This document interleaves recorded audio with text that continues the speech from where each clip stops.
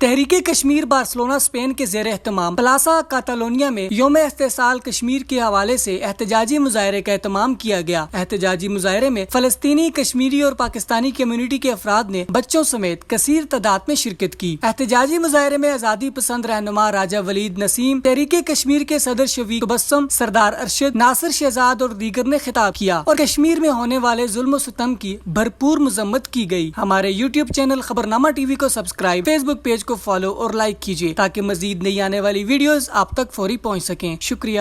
ساتھ میں United nation human rights کی جو آرگنائزیشن ہیں ان سے بھی پرزور اپیل کرتا ہوں کہ ہمارے آزاد کشمیر کے مسئلے کو اور جو پاکستان میں پیچھے ہوئے طبقے سے ساتھ بھی ظلم و ستم ہیں اس کے لیے آپ جو ہے ہماری گفتگو اجاگر کیا کریں تاکہ یونائٹڈ نیشن دنیا بھر میں تمام ممالک میں یہ بات نکلے اور ہمارے حق میں بہتری ہو۔ میں اسی پہ ختم کرتا ہوں۔ بہت شکریہ۔